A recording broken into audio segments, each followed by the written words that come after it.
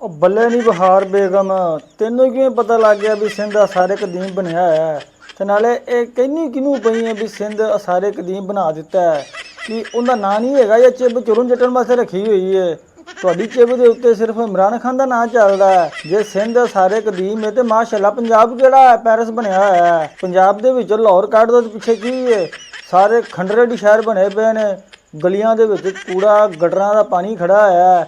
ਤੂੰ ਕਹਿੰਦੀ ਪਈ ਹੈ ਵੀ ਸਿੰਧ ਸਾਰੇ ਕਦੀਮ ਹੈ। ਉਸ ਹਾਜੀ ਸਾਹਿਬ ਦਾ ਨਾਂ ਵੀ ਲੈ ਲਿਆ ਕਰੋ ਜਿਨੇ ਸਿੰਧ ਨੂੰ ਸਾਰੇ ਕਦੀਮ ਬਣਾਇਆ ਹੈ। ਤੇ ਤੁਸੀਂ ਮਾਸ਼ਾਅੱਲਾ ਪਾਕਿਸਤਾਨ ਨੂੰ ਸਾਰੇ ਕਦੀਮ ਤੋਂ ਵੀ ਅੱਗੇ ਲੈ ਗਏ ਜੇ, ਖੰਡਰ ਬਣਾਤਾ ਤੁਸੀਂ ਪਾਕਿਸਤਾਨ ਨੂੰ। ਪੈਸਾ ਲੁੱਟ ਲੁੱਟ ਕੇ ਬਾਹਰ ਲਈ ਜਾਂਦੇ ਜੇ ਕੋਈ ਗਰੀਬ ਕਹਿ ਦੇਵੇ ਤੇ ਉਹਨੂੰ ਤੁਸੀਂ ਅੱਗੋਂ ਧਮਕੇ ਲਾਉਣੇ ਸ਼ੁਰੂ ਕਰ ਦਿੰਦੇ ਜੇ। ਇੰਨੀ ਕਾਦੇ ਤੁਸੀਂ ਮਾਲਕ ਹੈ।